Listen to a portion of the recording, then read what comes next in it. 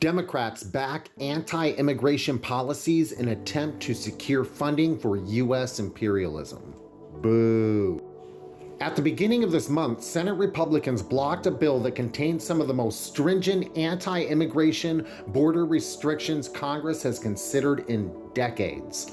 The bill would have provided over $20 billion dedicated to border security and immigration enforcement agencies like U.S. Customs and Border Control and ICE. It would have created a border shutdown measure, expanded immigrant detention facilities, and made it more difficult for migrants to apply for asylum.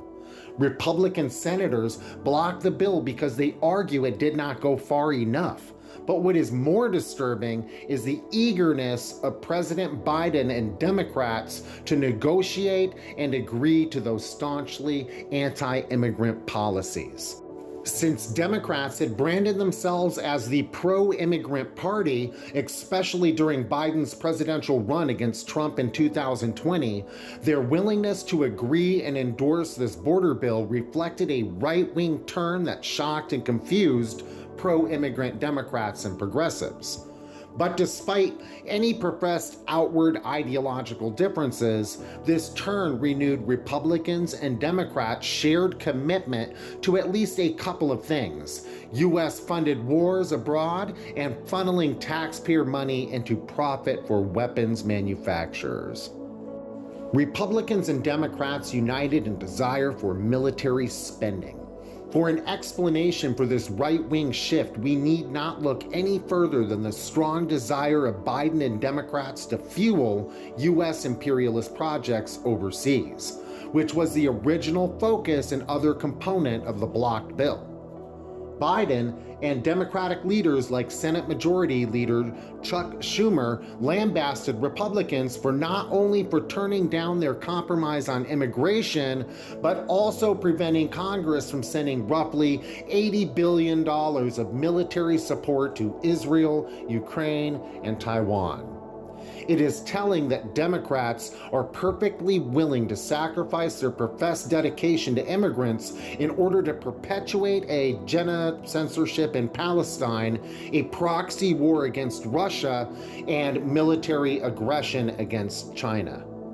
Ultimately, Biden and the Democrats got what they wanted a week later when Schumer resorted to Plan B for funding imperialism, and the Senate passed a standalone foreign military plan to spend an astounding total of $95 billion on Israel, Ukraine, and Taiwan. Biden and Schumer exhorted senators to approve the bill and celebrated its passage as crucial to protecting U.S. national security and Western democracy globally.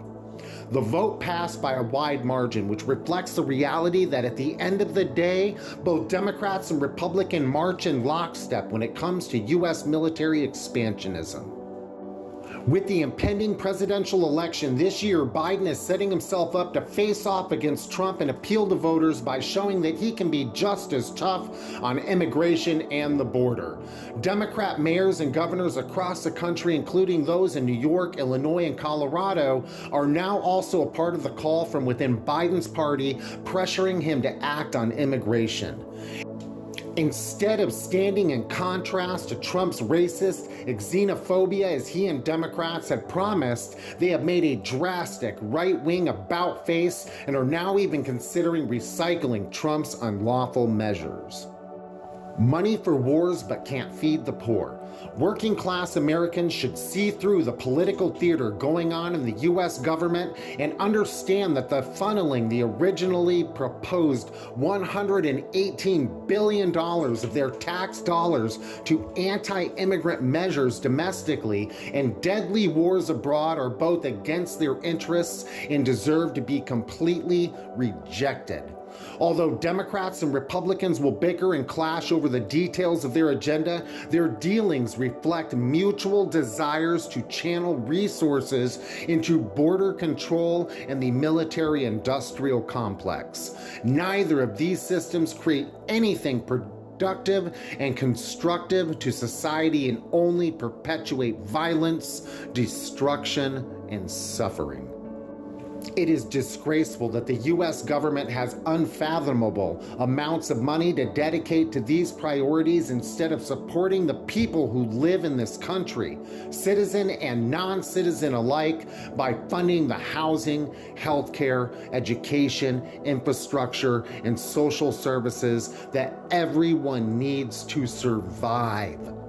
This is the latest example showing that the working class cannot trust and rely on the Democratic Party to fight for our interests.